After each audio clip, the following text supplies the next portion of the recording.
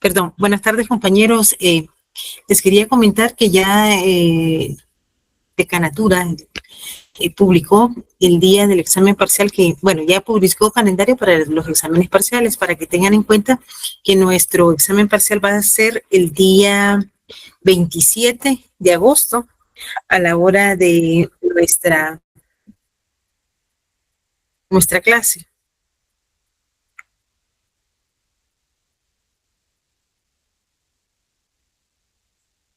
Bueno, entonces vamos a continuar con estas fuentes de derecho y cómo el derecho internacional privado.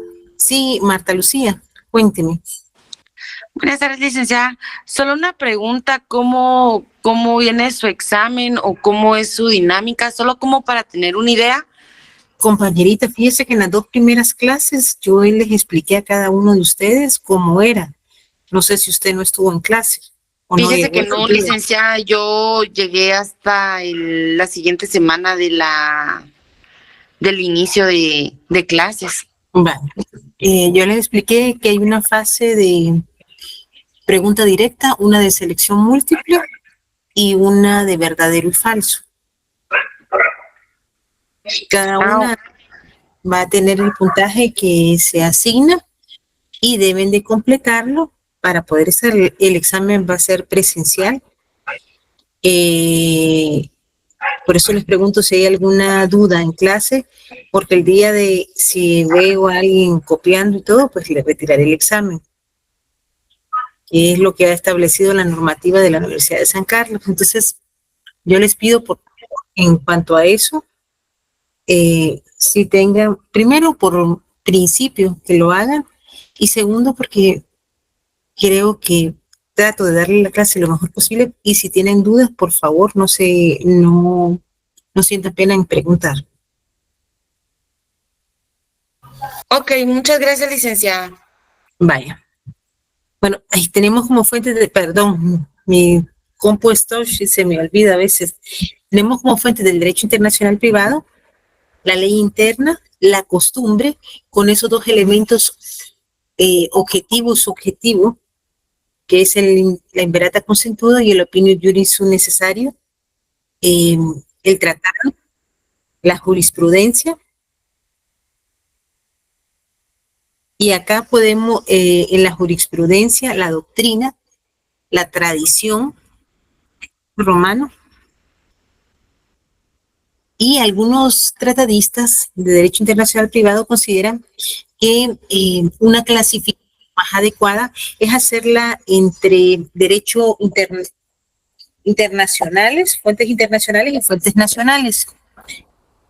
Esto en virtud de que hay similitudes, pero también hay diferencias entre quién es el que puede en determinado momento tener esa función tanto de forma nacional como internacional. Y esta clasificación ha derivado en que las fuentes nacionales e internacionales existan algunas que van a ser, que van a estar en ambas. Sin embargo, va a depender de los autores que la están planteando.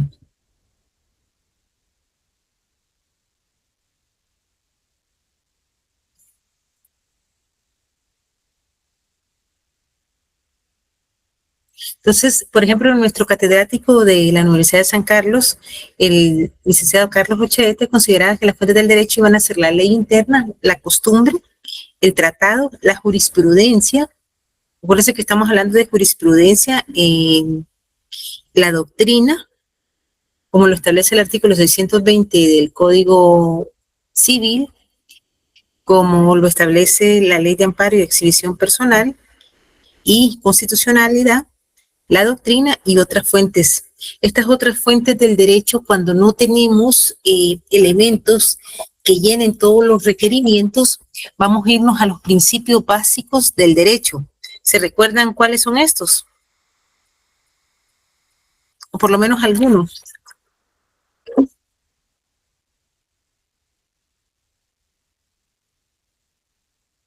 El principio de legalidad, licenciada. El principio de legalidad, el principio equidad, justicia, a estos elementos básicos que siempre van a estar en cualquiera de las materias del derecho internacional privado, podemos acudir cuando nos falta algún elemento para poder conocer un caso determinado. Por su parte, el jurista mexicano Carlos Arellano García clasifica también al derecho internacional privado en fuentes nacionales y fuentes internacionales. Y para él las fuentes nacionales son la ley, la costumbre, la jurisprudencia,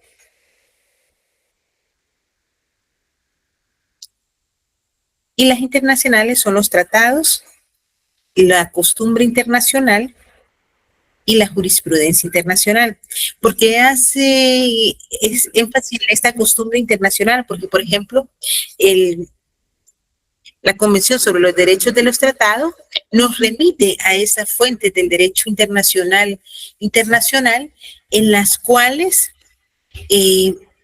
existe una costumbre o que se vino dando desde la creación de nuestra currícula, de que se diera por una cuestión amistosa, que por preservar la paz, por las comitas, por cortesía, y hasta el día de hoy todavía están estas costumbres internacionales, y como fuentes nacionales e internacionales se considera que está la doctrina y los principios generales del derecho, que siempre van a estar dentro del marco normativo de nuestra ley. Las fuentes nacionales están constituidas por la legislación propia de cada estado y que en nuestro caso, el guatemalteco, lo vamos a encontrar promulgado por los legisladores en el ejercicio de esa función o ese de poder del Estado de crear las normas jurídicas. La ley es lo que los legisladores promulgan para solucionar aquellos conflictos reales y materiales en la sociedad, y concurren con la concurrencia de leyes. Y eso en la ley del organismo judicial lo vamos a encontrar en los artículos del 24 al 44. Haciendo la salvedad que aquí hablaban de los pases de ley y les comentaba que con la apostilla pues cambia un poco esta normativa. Y también tenemos la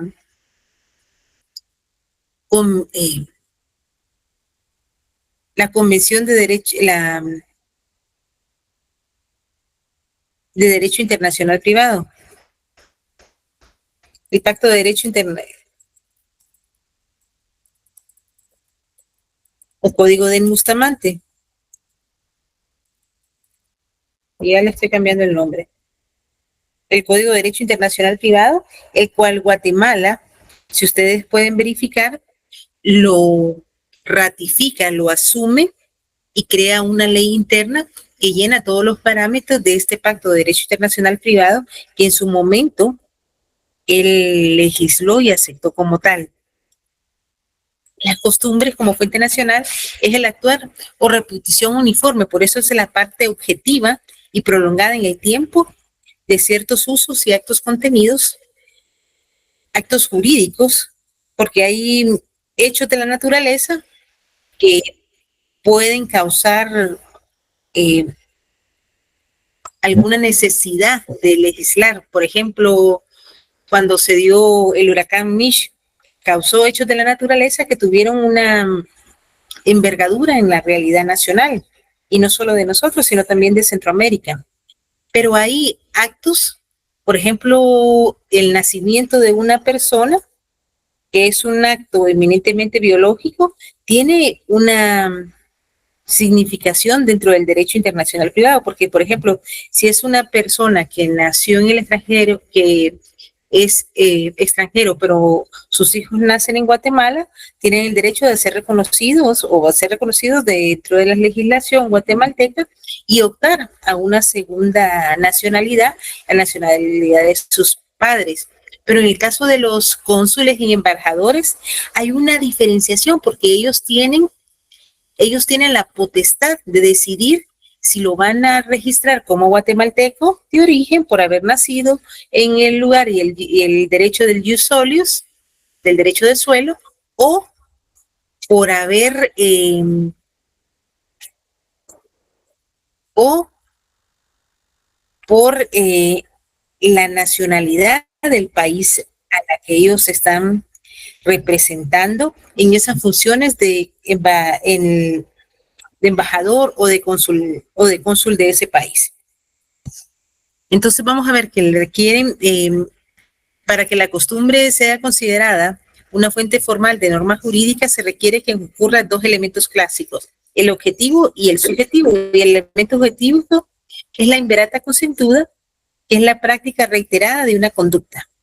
Se da la práctica una y otra vez. Eso se va a dar también en el derecho internacional privado, en el derecho internacional como en el derecho interno. Y este elemento subjetivo es la opinión juris necessaria, y es el conocimiento de que la observancia de la conducta es obligatoria. Y ese conocimiento no es que lo tiene toda la población que está dentro de un estado y está de acuerdo en que se dé esa repetición. La jurisprudencia está considerada en la elaboración de las normas jurídicas mediante esa asignación de obligatoriedad hasta no solo obligatoriedad, sino coercibilidad o que las personas a las que están dentro del proceso cumplan con esa resolución. ¿Y por qué? Porque se recordarán que cuando vemos los principios o el derecho, de introducción al derecho, se nos habla de los 5 elementos que tiene el juez dentro de jurisdicción, vocatio. ¿Se recuerdan de cuáles les estoy hablando? La facultad que tiene el juez de convocar, licenciado. No, o sea, sí, pero es que no es solo convocar, porque el convocar es una de los elementos, pero no es solo necesidad de convocar, es vocatio, notio, Coertio, executio, judicio. y judicio. Esos 3 elementos van a tener la potestad de llamar, requerir a las partes, a los sujetos procesales, a que vengan a un proceso. El conocimiento, porque tiene la capacidad, el notio, tiene el judicio, ese poder de decidir, de esa parte de la competencia, que él va a decidir la sustanciación del proceso. La facultad de resolver y la obligatoriedad de que se cumpla con lo que él está resolviendo. En los países con cortes de derecho escrito,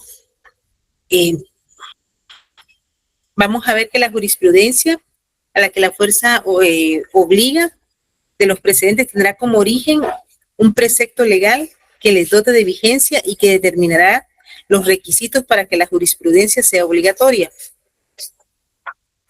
Y sí, en este elemento es algo muy importante que también tengamos en cuenta, que el derecho internacional privado, como tenemos varias cuerpo normativo de cada uno de los estados, cuando hablamos del sistema anglosajón, el common law,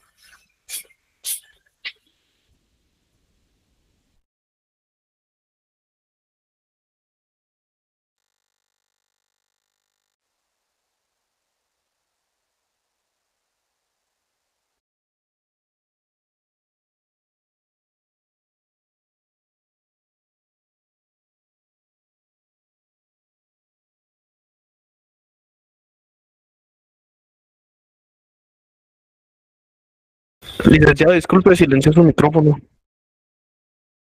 permíteme un momentito. De acuerdo, ahorita. Espérame.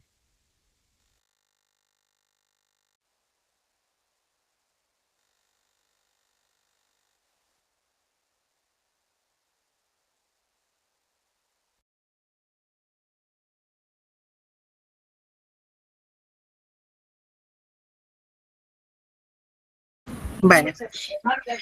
Bah. Entonces vamos a ver que en estos países que tienen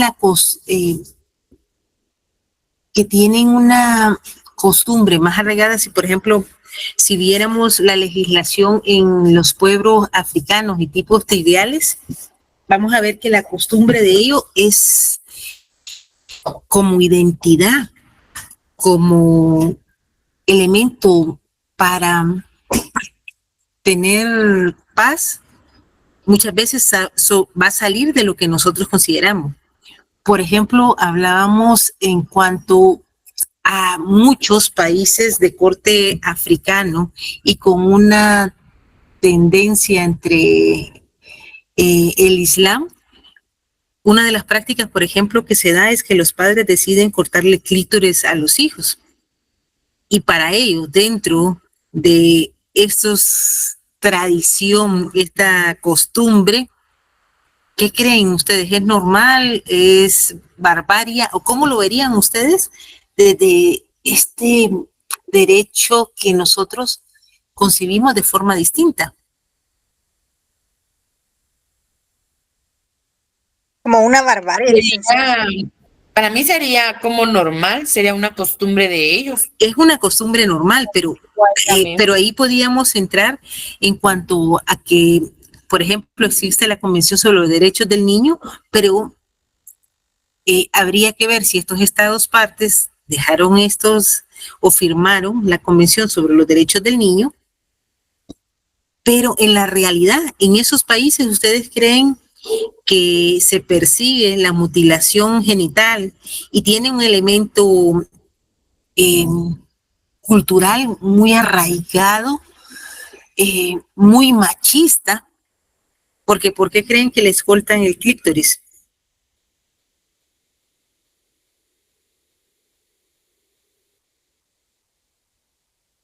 Por esa costumbre machista, licenciada. Pero sí, es una costumbre machista, pero es una forma también instrumental de ver a la mujer, porque entonces la mujer es un objeto que no debe tener una satisfacción, solo el hombre. Entonces seguimos arraigados en una cultura machista, en una cultura androcentrista que ellos tienen, pero que la tienen muy instaurada. Y ayer, por ejemplo, en la clase de Derecho, perdón, en mi curso de doctorado, en cuanto a las reformas constitucionales, nos daban una conferencia, un jurista que estudió su doctorado, incluso recibió un summa cum laude y la medalla del Parlamento francés, y él nos comentaba que ya estando una persona, amiga de él, sin indicar el nombre, en Francia, conociendo todas las legislaciones, los derechos humanos, él decidió, estando en Francia, cortarle el clítoris a sus hijas. Y era un hombre estudiado, tenía carrera. Entonces yo les digo, a veces el tener una carrera profesional nos hace más susceptible a que la costumbre o esa repetición que se da, que ha sido una costumbre, cortarles y que no deben de sentir placer, que no sé si es parte, habría que preguntarle si es parte de ellos considerar que así la mujer no le va a ser infiel, no sé, entre elementos bizarros. Pero una también podría ser de que es como a veces la sociedad exige y digamos en la costumbre de ellos, y por eso ellos siguen como esos patrones, aunque nosotros tengamos, como usted dice, los estudios o hemos avanzado profesionalmente, pero cuando nosotros nuestras costumbres y nuestra sociedad nos lo exige, creo que tiende a darse esas mismas o repeticiones, ¿verdad?, hacia nuestros futuros hijos o a los hijos que ellos están teniendo, ¿verdad? No, y algo me parece muy interesante, Karen, su participación, porque dice el imaginario social, la sociedad nos hace que actuemos de una forma determinada o que tengamos una presión y que salirse de los cánones constitucionarios de nuestros países también sea romper con elementos que los tenemos muy arraigados. Por ejemplo, en Guatemala, permítame un momentito, que no sé si dejaron apagado algo en mi estufa.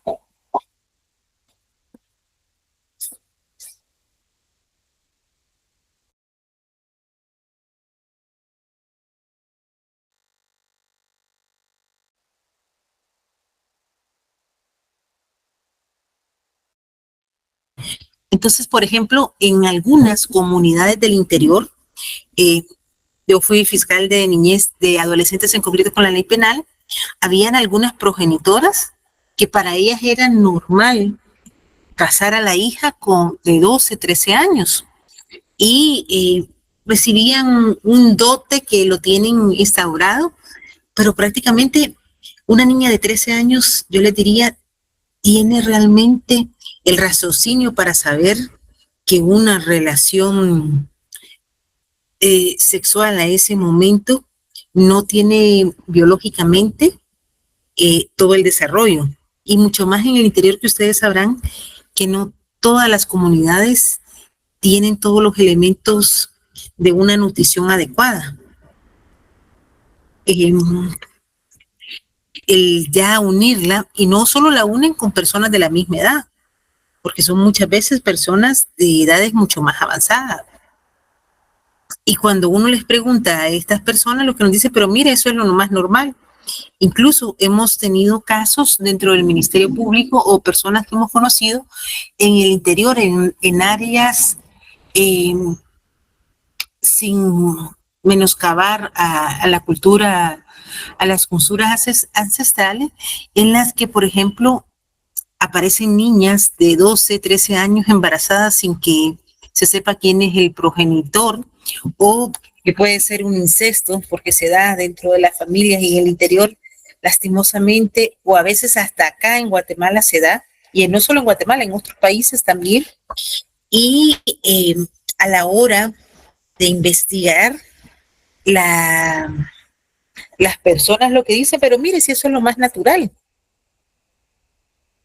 porque acá se hace siempre, pero es un hecho delictivo. En nuestra legislación sería delictivo, pero en otros, entonces vamos a estas costumbres que algunas pueden estar confrontadas con normas de carácter obligatorio dentro de las sociedades. Y si la costumbre, por ejemplo,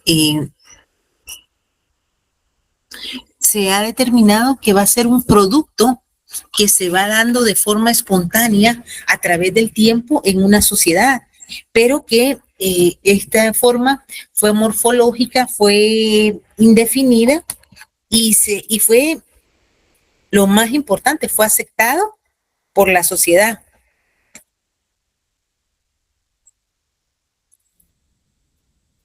Por ejemplo, en la ley contra el femicidio y otras formas de violencia se habla que no se puede llamar a la costumbre en los casos de violencia femicida o o la violencia que se puede ejercer sobre una mujer. Sin embargo, los principios generales de lo que establece el delito sí se pueden dar. Entonces hay que tener mucho cuidado con eso. ¿Por qué? Porque yo creo que tenemos una compañerita que es de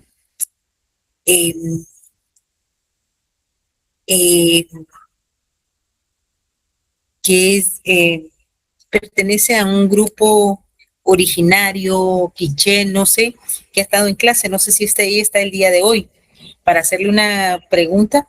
Por ejemplo, hace algunos años, cuando se dio el hecho en las cumbres de Alaska, en el que hubo una confrontación entre grupos del sector indígena y grupos del ejército y de la Policía Nacional Civil, se llegó a hacer la investigación, y uno de los elementos complicados que teníamos nosotros es que nosotros como mujeres fiscales tenemos toda la potestad de investigar. Sin embargo, en estos lugares se nos pidió o se pidió al Ministerio Público en ese momento que si iba una mujer, debía de estar acompañada por un fiscal hombre que prácticamente avalara su participación. Y por eso quería saber si estaba la compañera acá, si eso ha cambiado o todavía se está dando. Y eso lo hemos visto, por ejemplo, a mí me ha tocado capacitar tanto Policía Nacional Civil como gente o personas que están dentro de la institución armada del ejército, y en el cual todavía me dicen que en esas áreas donde están, todavía eso es una constante. O todavía pegarle a una mujer es normal. Y muchas mujeres en el interior no van a denunciar. Incluso voy más allá. Esos dichos de que si no me pega, no me quiere. Ha sido una costumbre que ha estado, que no es lo mejor, pero ha estado dentro de la realidad social. Pero ya no supe si está la compañerita que habíamos hablado la vez pasada, que hablaba en cuanto a los trajes típicos, y hablamos en esa ocasión para saber si respetando, como lo establece el artículo 169 de la OIT, respetando esas costumbres, pero esas costumbres en determinado momento, como les digo, van a chocar con la realidad o con ese derecho interno en el cual lo que se busca es proteger a los y las mujeres, a los niños, niñas, adolescentes, ancianos y mujeres, porque son esos grupos en estado de vulnerabilidad que establecen las 100 reglas de Brasilia. Pero en el imaginario social de estas comunidades puede ser que consideren que no es normal, y la intromisión de ese derecho de los ladinos pueden chocar con las costumbres y la forma en que ellos se han desarrollado constitucionariamente. Por ejemplo, un elemento que yo siempre he defendido es que muchos hablaban que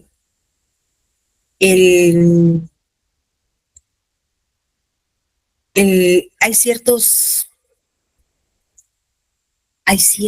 elementos en los que se puede castigar de conformidad con el derecho maya, pero el derecho maya no hablaba de quemar a la gente, no hablaba, eso fue una variación que surgió mucho, o ejecutar a las personas durante el conflicto armado interno que vivió nuestro país por 30 años, y eso está documentado. Por eso es que en determinado momento quisiera la participación de personas que tengan, Karen, ¿sí? Buenas tardes, licenciada. Buenas tardes. En relación a lo que está hablando, yo pienso que sí hay como un choque, ¿verdad? Porque ahí sí que las comunidades indígenas tienen su propio sistema jurídico. Sin embargo, no es avalado por el sistema ordinario, ¿verdad? Porque a veces son sancionados doblemente, en virtud que ya fueron sancionados en su comunidad, y a veces el MP todavía busca la investigación, ¿verdad? Entonces, a veces ahí sí que aplica el non bis in idem, ¿verdad? Porque son perseguidos doblemente y no se respeta su forma de justicia, su propia forma de justicia, aunque la Constitución lo tenga ahí en el artículo 66. Y lo tienen en el 66, y en el Código Penal también se dejó para estos juzgados comunitarios, en donde había personas de descendencia indígena. Pero todavía recuérdense que la última reforma constitucional que se planteó hace un par de años y que fue impulsada por la CICIG y la maestra Telma Aldana, hablaba del reconocimiento, o un reconocimiento más amplio de los pueblos indígenas, y fue una de las razones por las que se objetó. Entonces, lo que usted dice es muy importante, que hay un choque entre lo que considera el derecho indígena y lo que el derecho en parte general se ha referido al juzgamiento, y lo que en determinado momento se puede dar al contrario, de que, por ejemplo, se dé un perdón dentro de la comunidad, pero jurídicamente ante el Ministerio Público por ser un hecho de violación se te va a perseguir. Y más allá, ¿qué tanto todavía las mujeres no son consideradas como ese sujeto de derecho que tiene derechos y obligaciones y la capacidad de establecer qué es lo que desea? Entonces, esta costumbre por sí sola no va a tener ninguna incidencia en la... Por ejemplo, si se hubiera dado 1 o 2, 3 hechos en los que el derecho indígena hubiera castigado a unas personas de conformidad con la costumbre ancestral y tomando en cuenta que, como les decía, los linchamientos no eran parte de esto, se aprendió durante el conflicto armado y se siguió propagando. Eso, y me van a decir algunos, pero mire, en los textos se decía que sacrificaban a los dioses en determinado momento, pero no era que lo hicieran por el hecho de realizarlo o como parte de un castigo formal.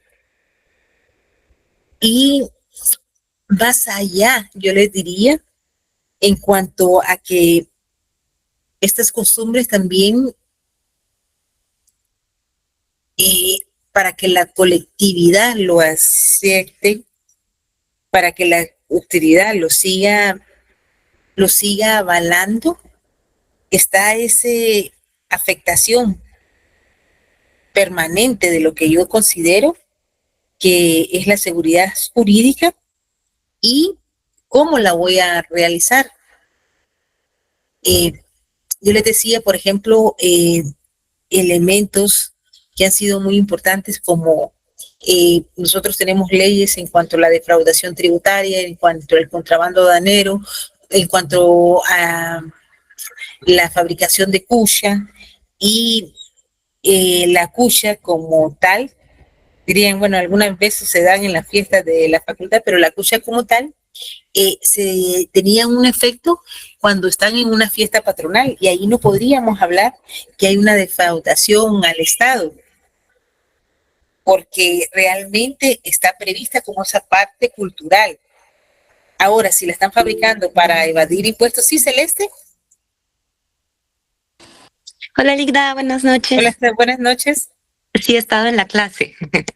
Gracias. Yo creo que ese tema que usted toca ahorita a mí me parece también muy interesante, porque si hay como una confusión entre esa cuestión y no sé si bien o mal llamado, patrones culturales, y yo tengo como un conflicto con eso, es a modo de comentario, porque definitivamente retomando el tema que usted habló hace un momentito del trato hacia las mujeres, hay muchas situaciones en las que se denigra a la mujer, pero no es de mi comunidad, pero hay muchas comunidades que lo sustentan con la idea de que son patrones culturales, y entonces uno estando afuera, ¿cómo puede luchar contra esos patrones culturales? Es como atentar contra las prácticas, aunque estas prácticas atenten contra los mismos derechos de las mujeres, ya lo decía hace un momento usted.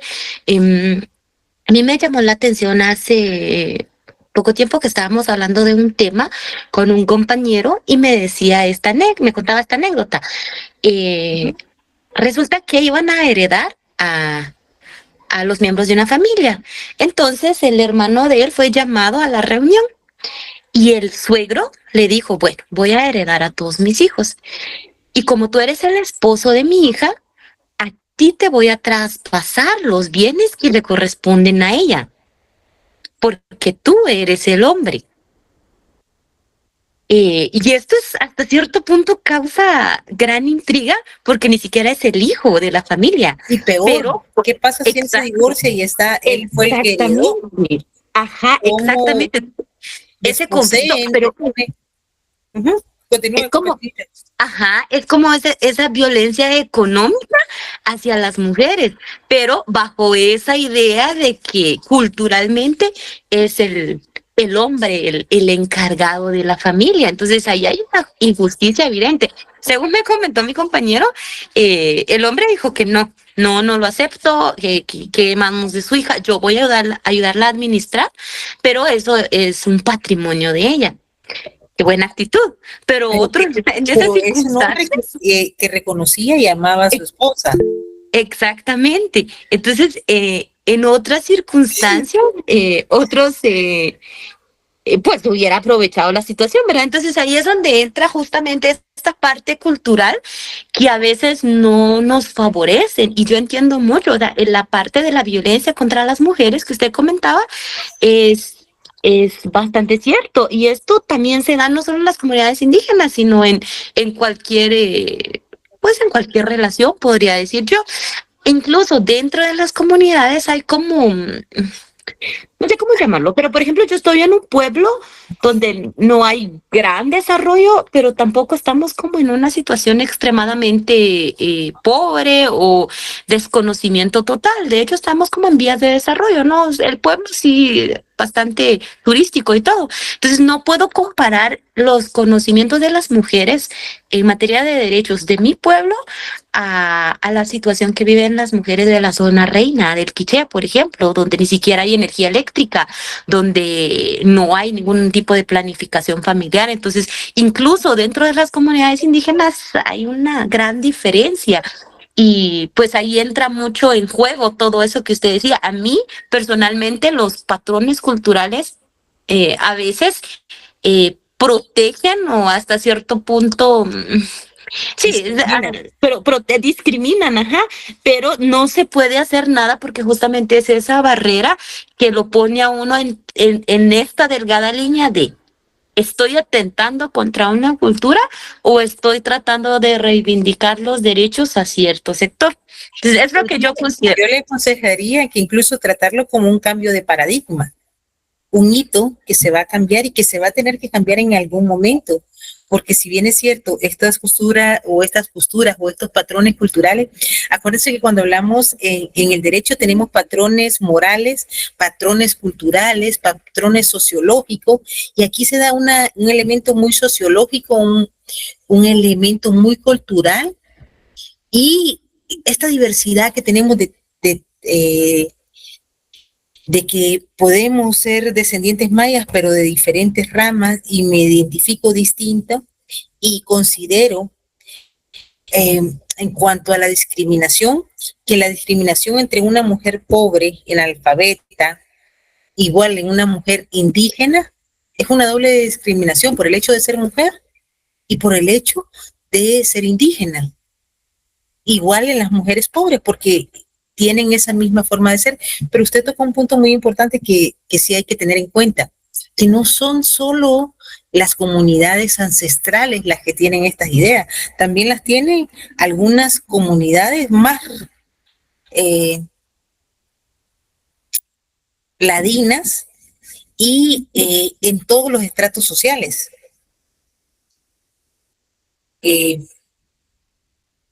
Entonces ahí es más complicado. Por ejemplo, voy a hablar de un caso que todavía, bueno, ya se murió el sindicato, pero por ejemplo el caso de los compañeros, Sicavisa, sí, compañero Catalino. Sí, señor, yo estoy viendo la exposición que está poniendo la señorita, pero también eso se da aquí en la propia capital. Hay personas que la misma pobreza la hacen cometer errores. Entonces, no es por la etnia, no, que es por realmente a veces la necesidad y la forma de educación que se tiene. Entonces, aquí hay personas que tienen en la misma capital 2 o 3 niños sin reconocerlos los padres. Y estas personas, para poder, aquí hay 2 cosas. Si ellas se van a trabajar, dejan a los niños solos. Y entonces hay mucha gente que mejor se mete a la pobreza y por cuidarlos, en la misma capital, le digo. Entonces hacen que ellas trabajen en trabajos rápidos, en ventas, en algo, para estar atento de sus hijos. Entonces decir que no es por ignorancia, lo que es, bueno, aparte podría ser ignorancia porque a veces las personas no les dan la educación adecuada a los niños desde el principio, y eso es el pago de lo que pasamos ahora. Sí, mire, hay muchos hogares ausentes, pero también hay algo muy importante que ustedes tocaron, que esto no solo se da en las clases bajas, en los elementos ancestrales, también se da, por ejemplo, yo hablaba hace algunos años y siempre lo sigo diciendo, en el caso el famoso caso de Cristina Sicavisa, ya los papás de ella pues ya están mayores, sus hijos están grandes, pero por azares del destino conocí algunas incidencias de ese caso, y en una clínica médica, mientras me estaba haciendo un tratamiento, me contaban entre ellos los médicos que el papá de Cristina Sicavisa también era un hombre machista que había sometido a la esposa, incluso la mamá del sindicado también había sido objeto de violencia, y siendo una mujer que llegó a la Corte Suprema de Justicia. Pero Nancy, sí, Sicavisa, sí, Byron, sí, tenía estos elementos, pero acuérdese que a veces también estos cánones sociales en ese momento no la iban a dejar los papás que se divorciara, porque él era hijo de la magistrada presidente de la Corte Suprema de Justicia, entonces tenían un roce social muy importante. Y se da mucho también en las clases altas, que no se denuncia, o incluso en profesionales no se denuncia estos hechos por el que dirán. Compañerito Byron, adelante. Licenciada, buenas tardes. Perdone, fíjese que la intervención es precisamente por lo que usted mencionó, ¿verdad? De que esta señora llegó a ser presidenta de la Corte Suprema de Justicia, y aún así, pues en su pasado obviamente hay historia de violencia y esas cosas, ¿verdad? Y pasa justamente porque yo conocí a dos personas, y una de ellas muy marcada y que sí supe la historia, una jueza también, de que sufría de violencia intrafamiliar, el esposo la agredía, cuando ella caminaba atrás del esposo y con los niños cargados con esos refajos que llevan cargando a los niños, o sea, unas costumbres mayas, pero ella era ladina, y el esposo sí era maya, pero prácticamente ella sufrió de violencia intrafamiliar muchos años, y llamaba la atención porque tenía mucha relación justamente dentro del juzgado con la familia, y hasta a lo largo de los años, pues al final tomó la decisión, ¿verdad?, de separarse, pero eso fue algo muy difícil. Mientras tanto, muchos años de violencia intrafamiliar, los hijos viéndolo, viviéndolo, y obviamente pues absorbiendo ese tipo de actitudes contra los varones, por ejemplo, contra las mujeres, ¿verdad? Sí, porque es lo natural. Eso quería compartir. Muchas gracias, Byron. Entonces vamos a ver que estas costumbres realmente no solo se dan por ser indígenas, sino porque esos patrones o esas pautas culturales las hemos tenido muy asentadas.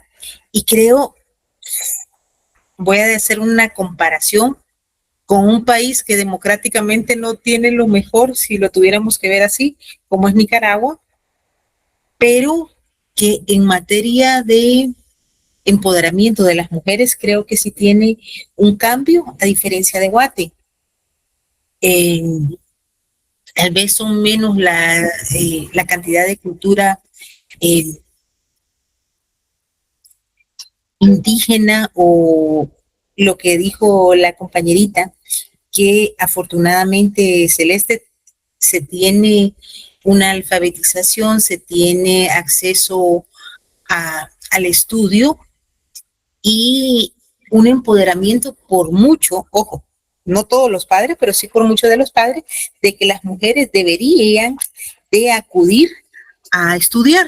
Entonces fue un cambio de paradigma que todavía no lo veo del todo en Guatemala, más cuando yo todavía veo en las comunidades indígenas que los hijos varones sí los mandan a estudiar, pero las mujeres no las mandan a estudiar porque le tienen que ayudar a la mamá, al papá y a todos.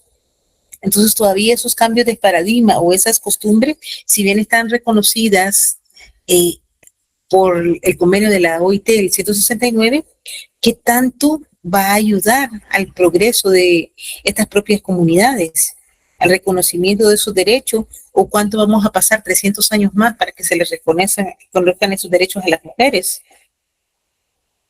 O que las mujeres se empoderen para poder declarar. Sí, Catalino. Sí, yo creo que una de las cosas que sí falta en la sociedad es que se obliga a las familias o a los padres de familia a que le den educación a las niñas. Porque ahí está la clave. Si le dan educación a las niñas, creo que se podría arreglar algo de esto. Tiene mucha razón. La educación, imagínese Cesare Beccaria, el marqués de Beccaria, en 1700, en el siglo XVIII, publica el libro de los delitos y de las penas. Yo tengo dos libros de él, que está en la traducción original al italiano y la traducción a español, realizada en España por un gran traductor, y en el que en ese momento, para que haya menos injusticia social y el menos daño de la sociedad, él hablaba que era necesario la educación. Y sin embargo, imagínense, se habló hace más de 200 años que era necesaria la educación, pero todavía en pleno siglo XXI nosotros no tenemos todo ese acceso. Entonces sí hay que romper paradigmas, hay que cambiar, y creo que pasa por cada una de las familias que deciden que van a cambiar estos parámetros. Entonces vamos a ver que es casualmente la jurisprudencia la que le da la conceptura y definición que le hace falta para que este principio de seguridad jurídica de la costumbre pueda seguir aplicando. Y esta costumbre puede tener un elemento positivo y un elemento negativo, como lo veíamos anteriormente. En países con sistema escrito, la jurisprudencia desempeña un rol complementario de carácter interpretativo, pero también integrado, mientras que en los países del sistema constitucionario la intervención de la jurisprudencia es imprescindible y vital.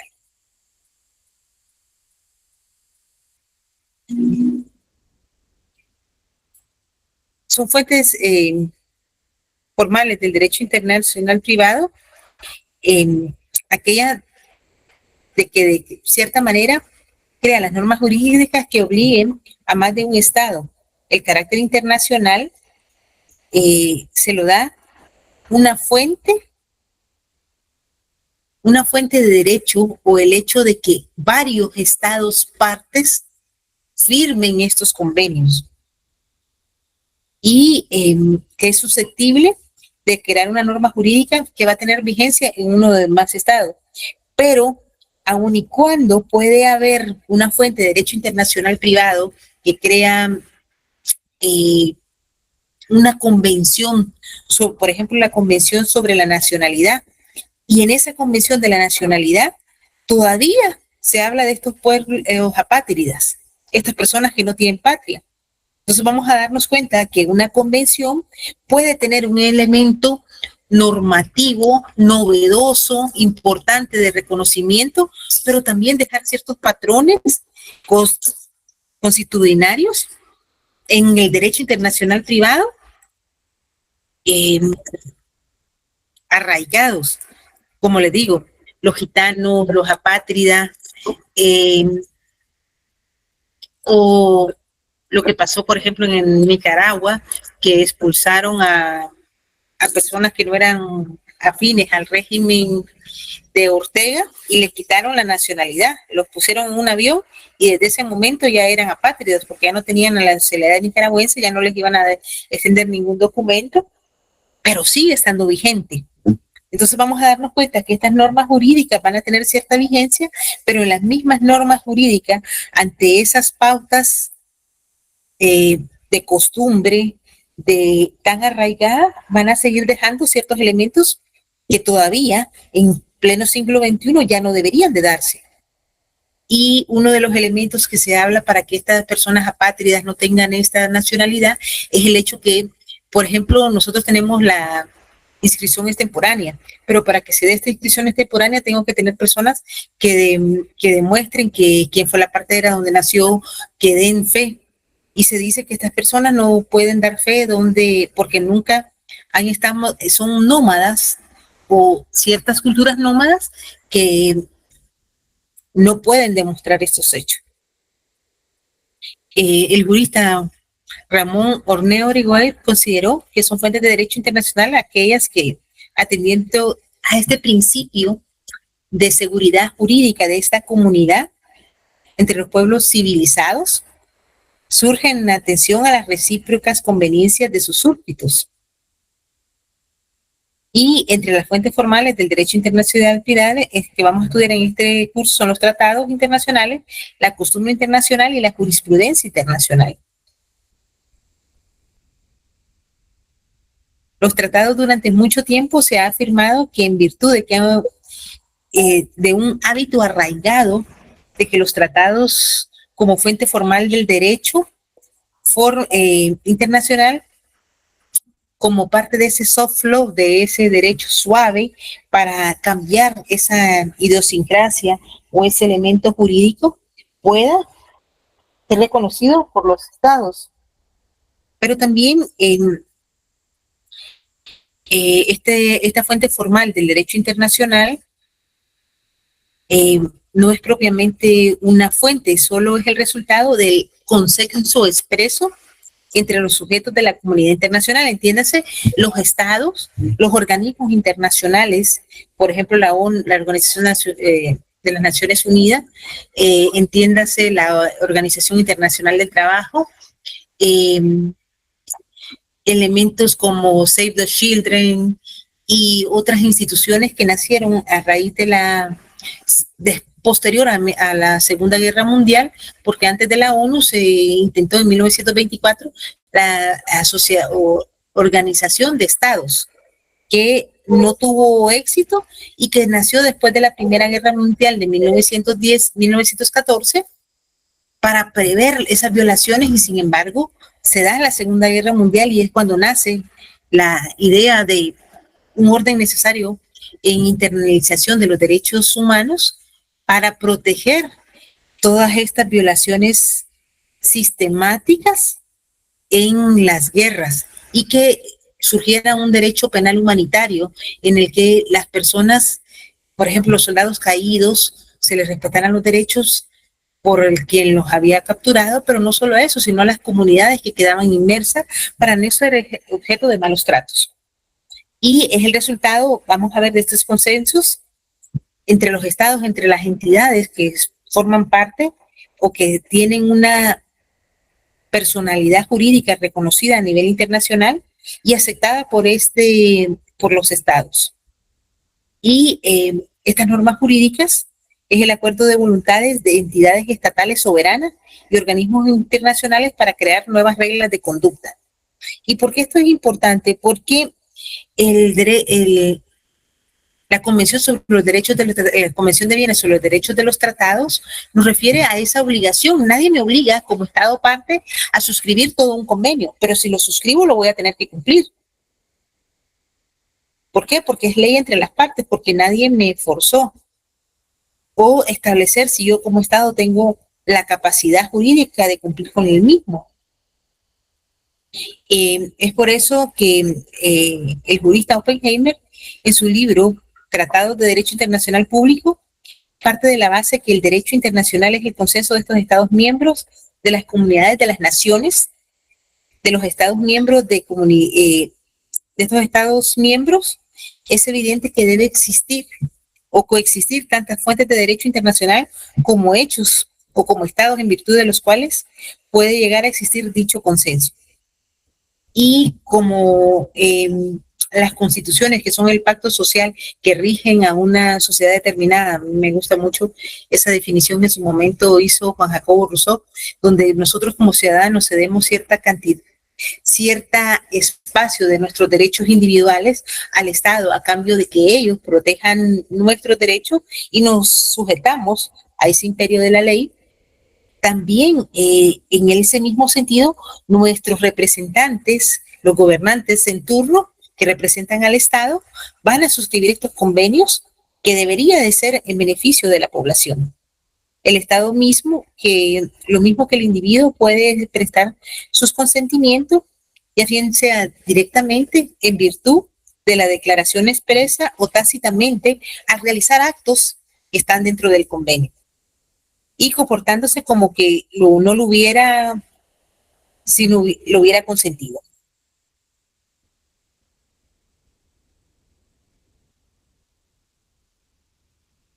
Bueno,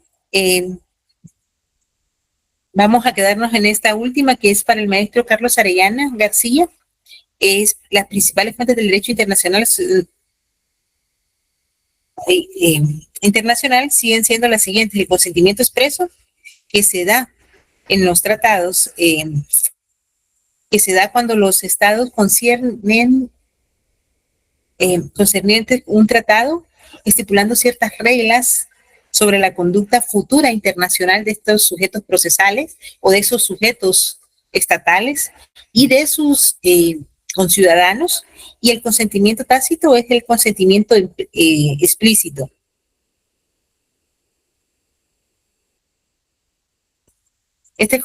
Ese consentimiento manifestado por el comportamiento de los estados que han adoptado la costumbre de someterse a ciertas reglas de conducta internacional, y también el acuerdo de voluntades entre los estados para claridad le denominan tratado internacional.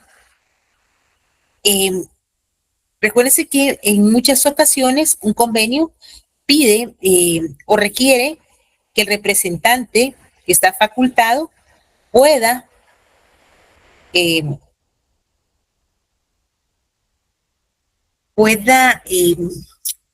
suscribir esos convenios y establecer cuáles son las reservas de ley.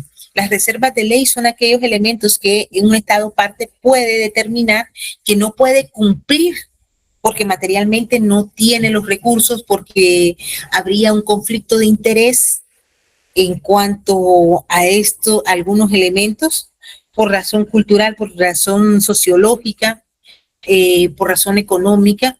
Entonces, los estados partes pueden no suscribir el convenio en su totalidad, sino establecer, o como se hizo, por ejemplo, en el Tratado de Libre Comercio entre Estados Unidos, República Dominicana y Guatemala, o entre Estados Unidos, en los cuales los aranceles, había ciertos elementos que se debían de hacer programáticamente porque no los podíamos cumplir. Y hasta aquí dejo la clase de hoy. No sé si tienen alguna consulta.